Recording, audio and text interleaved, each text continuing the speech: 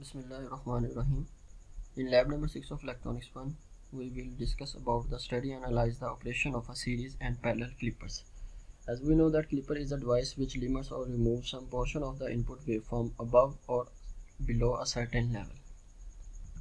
The objective of this lab is to study and analyze the operation of a series clipper, to study and analyze the operation of shunt clippers, exercising the design of a clipper circuits. The component that will be used in our circuit is variable DC power supply, diodes, resistor, oscilloscope, as well as Proteus software. Introduction to clipping circuit. Clipping circuit is a wave shaping circuit and is used to either remove or clip a portion of the applied wave in order to control the shape of the output waveform. One of the most basic clipping circuit is the half wave rectifier. A half wave rectifier clips either the negative half cycle or the positive half cycle of an alternating waveform.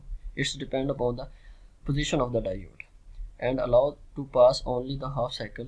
Clipping circuit are also referred as a voltage limiter amplitude selectors. The basic components required for the clipping circuit are an ideal diode and a resistor.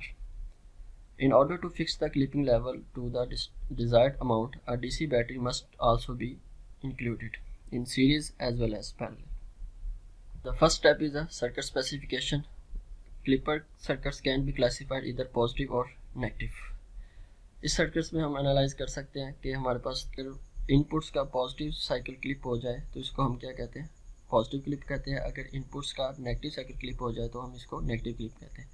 If diode is connected with the series load is called the series clipper. अब हम इसमें examples देखते हैं कि हमारे पास अगर ये diodes हमारे पास सीरीज में कनेक्ट हो तो हम इसको सीरीज क्लिपर कहते हैं. अगर यही डायोड हमारे पास लोड रेजिस्टेंस के पैरेलल में कनेक्टेड हो तो हम इसको पैरेलल क्लिपर्स कहते हैं. ये हमारे पास सीरीज और पैरेलल क्लिपर्स डिपेंड करता है डायोड्स की पोजीशन पे. In a positive clipper the positive half cycle of the input voltage will be removed. अगर पॉजिटिव इनपुट्स रिमूव हो जाए तो इसको हम पॉजिटिव क्लिप कहते हैं. अगर नेगेटिव हो जाए तो as well as negative clipper कहते हैं. ये डिपेंड करता है डायोड की पोजीशन पे. The first lab task is the calculation of the lab task. हमारे पास दो तरह के सर्किट्स हैं, दोनों ही हमारे पास एक सीरीज क्लिपर है और दूसरा हमारे पास क्या है, पैरेलल क्लिपर्स है.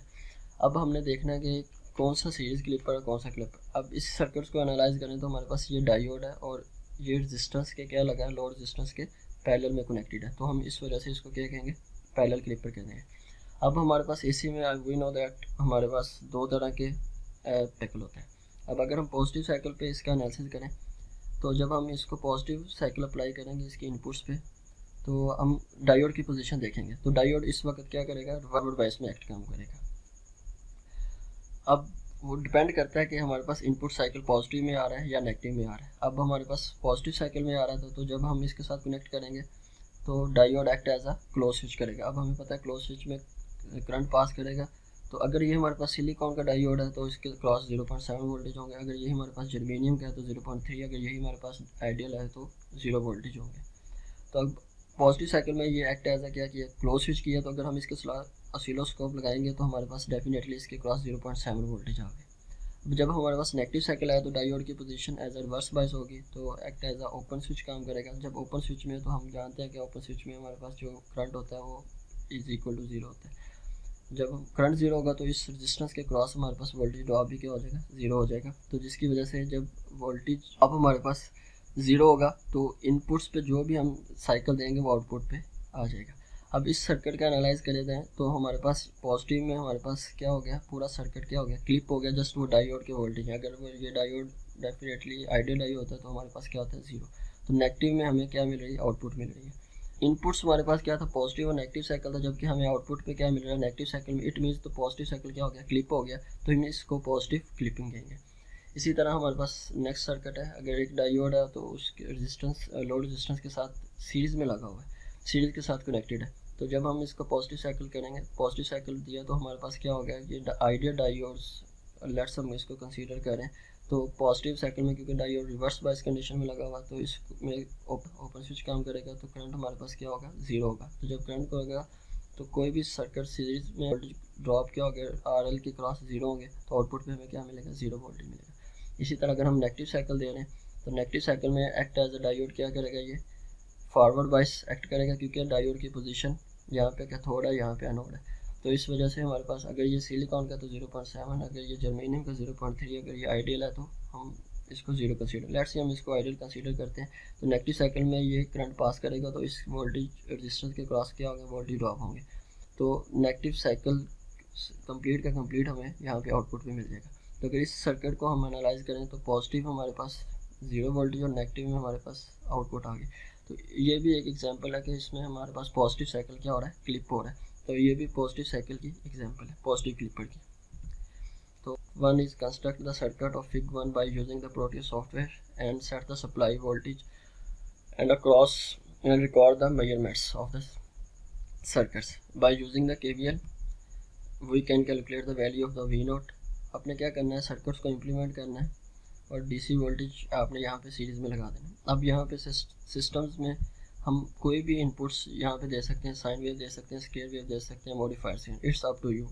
आप इस पर साइन वेव देना चाह रहे हैं, मॉडिफाइड साइन वेव देना चाह रहे हैं या स्केयर वेव देना चाह रहे हैं। Next task is construct the circuit of Fig 2 by using the Proteus software and set the supply voltage 8 volt peak to peak and set the DC level voltage level of cell is 2 volt and record the measurements. By using the KC and KVL we can calculate the value of the V0। आपने ये circuit fig number 2 construct करनी है और DC voltage value की 2 volt रखने हैं और inputs पे आप कोई भी sine wave, square wave, modified sine wave जिसके 4 वोल्ट पीक होंगे और 8 वोल्ट पीक टू पीक दे सकते हैं। आप KC और KVL दोनों से कैलकुलेट कर सकते हैं और ऑसिलोस्कोप से इसकी आउटपुट्स देख सकते हैं। Next circuit specification. First step, you choose the components from the digital library, use the sine generator as a input of a clipper circuit and set the amplitude of the wave form. ये हमारे पास example दी गई है कि कैसे आपने sine waves को select करना है। तो पिक लाइब्रेरी में जाए, वहाँ पे हमारे पास साइन जनरेटर होगा, मॉडिफाइड साइन जनरेटर होगा, स्केयर जनरेटर होगा। तो आप कोई भी तीनों में से यूज़ कर सकते हैं। Connect the oscilloscope across the load and measure the waveform. Only connect the channel at output side of the circuit। आपने सिर्फ एक ही चैनल कनेक्ट करना है, आपने चारों चैनल कनेक्ट नहीं करने हैं कि value with the desired value analyse the circuit। The deliverables of this lab is simulation file and lab report।